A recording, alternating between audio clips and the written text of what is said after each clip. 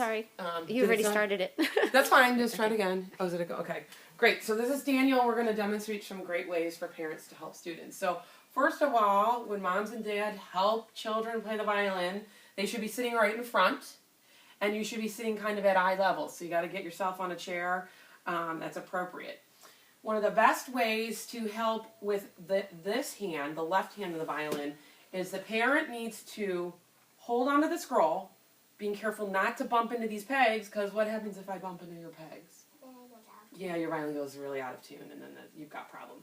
So I'm kind of grabbing on here, and then I can use my thumb and my pointer finger a little bit to help you put your fingers. So for example, if you were doing like Dirty Doggy song, dirty doggy, scrub, scrub, and I can use my thumb and my pointer, and I'm grabbing your finger in a way, gently, a little bit, so that to make a little box, because that's how the finger needs to go down on the string. So I'm using my index and my thumb to help him to put his finger right nicely down into place.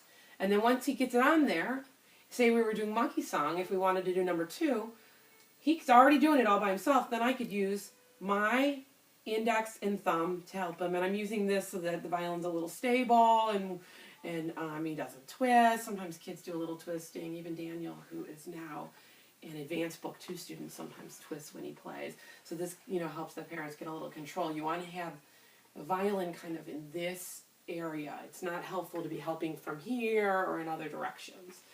So that's one way. Now let's work on helping a little bit with the bow.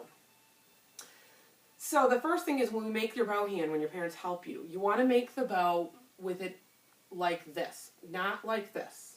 Because this means you have to make a bow hand. And this goes for kids too. And you have to also support the weight of the bow. This way is balanced and it's going to feel a little bit more weightless. So we should always hold the bow in this direction. You can hold the bow if you're right-handed with the left hand at the middle, and then take your fingers to help the student adjust the fingers into place. I'm right-handed, so that works for me.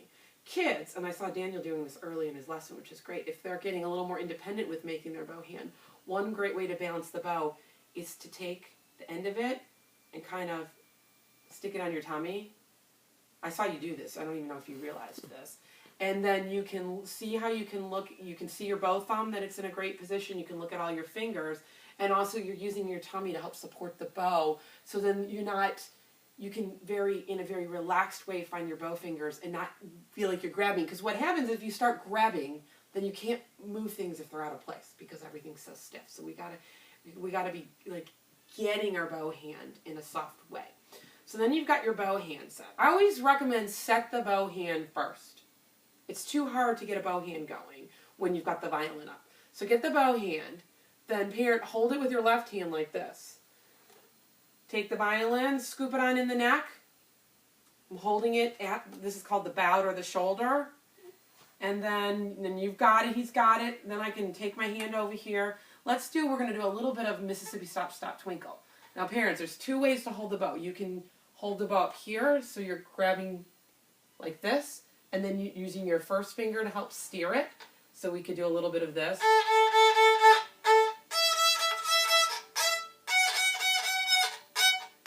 What's important is that you're helping in a way that's helpful and not actually making it scratchier or making it worse. If the bow's going all over the place or the child's fighting you, you're making it worse, and then it's not actually doing any help.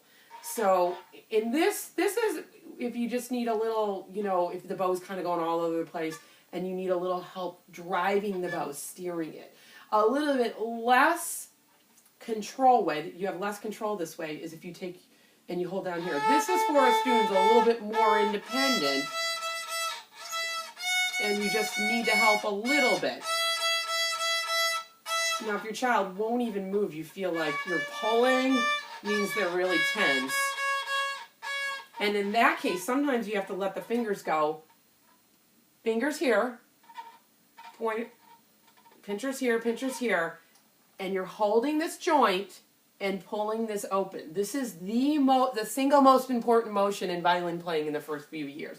So if your child's not opening and closing at the elbow, especially in most of Book 1, this is what you need to be doing a lot of helping at home. And it should be when they're right at the middle of the bow, they should have a right angle here, a right angle here. So they're opening that right angle, closing that right angle, opening that right angle, closing. So you're going like this. Now you can't obviously be helping with the left hand right now. And as you can see, Daniel's doing what most kids start to do.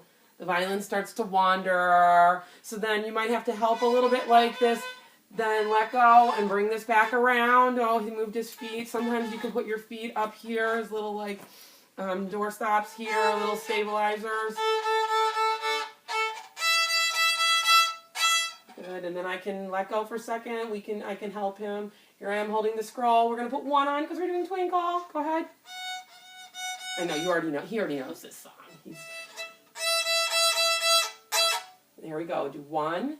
Here I am with my pointer, 2, 3, and I'm again pinch your fingers so he has his boxes. Ready? Now he's pretty good, so I'm gonna just hold here. It's a little less control on my part.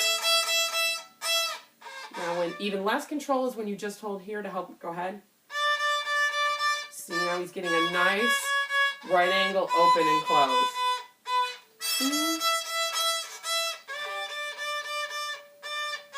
Keep going. What this also does is you can do A. You can help him go down for E. Because you have to move your elbow level when you go to different strings. Get your 3 finger set. Now we've moved for A. There we go.